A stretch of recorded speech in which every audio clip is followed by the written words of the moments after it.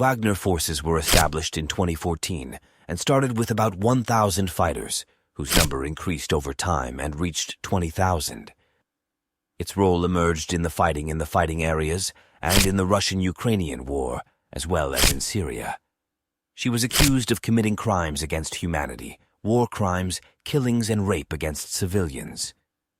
Wagner's forces launched a rebellion in mid-2023 against Russian President Vladimir Putin and his forces, which began by controlling the headquarters of the Russian army in southern Russia, but mediation between the two sides, led by Belarus, ended the rebellion and gave the group security guarantees. Wagner is described as a private military company, and some classify it as a semi-official military group, but the New York Times classified it as an independent military unit affiliated with the Russian Ministry of Defense.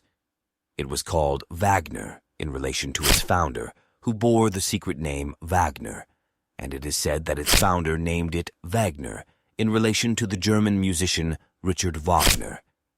It is believed that this military group was founded by former Russian officer Dmitry Utkin, born in 1970, who participated in the First and Second Chechen Wars and served as commander of the Special Operations Division Sebastyanaz in the 2nd Brigade of Russian Military Intelligence.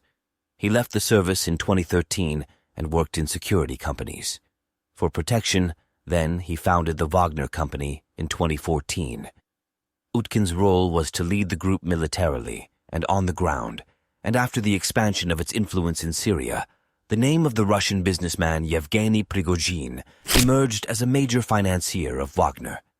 Prigozhin had no military or security background, and all that is known about him is that he spent a period of his life in prison as a result of fraud and theft. After his release, he became the director of upscale restaurants, then became the contractor for the supply of food to the Kremlin, and he was called Putin's chef. The military group started with 1,000 fighters, then the number escalated to 20,000 fighters in Ukraine, according to British officials, which is equivalent to 10% of the Russian forces on the ground. Посмотрите на них,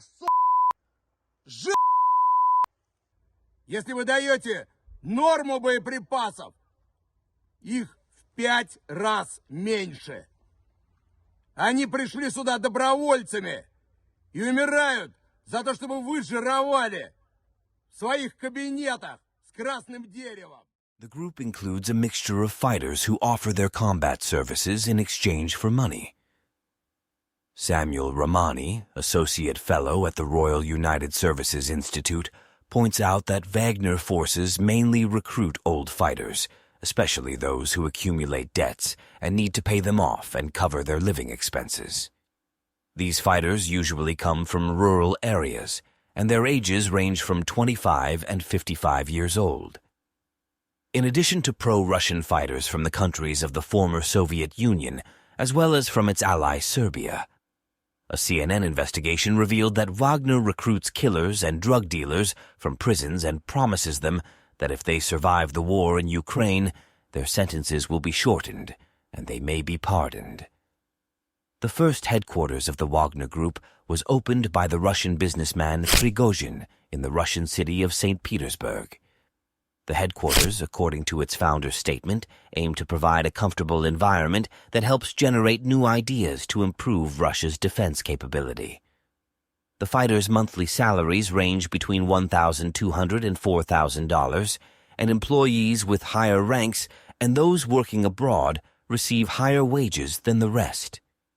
Beliefs go that the Russian intelligence agency is the one that finances the Wagner Group, and that it is the main supervisor of it, and these beliefs confirm the existence of a Wagner base in the city of Molkino, southern Russia, next to a Russian military base. However, it appears that the financier of the group is the Russian businessman Prigozhin.